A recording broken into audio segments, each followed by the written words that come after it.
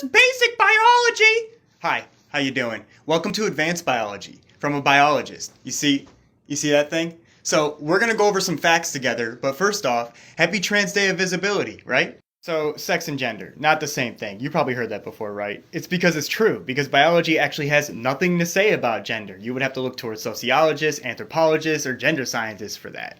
And that's why when you defer to your basic biology 101 class that you failed in high school, you look like you don't know what you're talking about, right? Gender is only loosely related to sex insofar as we've identified certain physical characteristics and have arbitrarily decided that this person belongs to this gender. But there are a whole bunch of people from that gender that don't have those physical characteristics, right? It's almost like there's some variation to sex. And that's because it's not a binary, it's a bimodal distribution where you have two extreme ends and most people falling somewhere in the middle. Now, this could be due to your genetic predisposition, it could be due to the fact that there are more than two combinations of sex chromosomes, it could be due to the intersex spectrum, but it's mostly due to hormone washes, and it's the reason why every person assigned male at birth isn't 7 feet tall with a raging beard and a hairy ass. In fact, there is more variation within a sex than there is between male and female. And by the way, you could be intersex. You could go your whole life being intersex and never know it. And the reason to that is because when you're born, nobody tests you. The doctor just decides what you look like and assigns you a sex.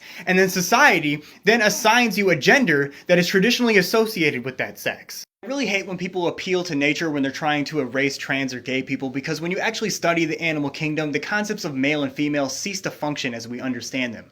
When you're talking about creatures that have vastly different sexual dimorphism than us, species that can flip-flop sexes or produce both gametes or reproduce asexually, animals that have gay relationships. No, this isn't a rewrite of history or science, you just weren't paying attention in class. Let's talk about gender. It's a social thing, right? You got these roles and responsibilities that you assign to a specific group. Now hear me out. Not only has the concept of a man and a woman changed within our culture over the course of hundreds of years, not only are these characteristics and the amount of genders different between cultures, not only has the concept of gender identity changed since the beginning of civilization, but between two individuals is a different concept of that gender identity. What it means to be a man for me is likely vastly different from what it means to be a man for you. It's almost like none of this has anything to do with the chromosomes you have. Trans people don't just feel like a man or a woman, they are a man or a woman, or neither, or both. And dysphoria comes from the fact that we've applied physical characteristics to social categories.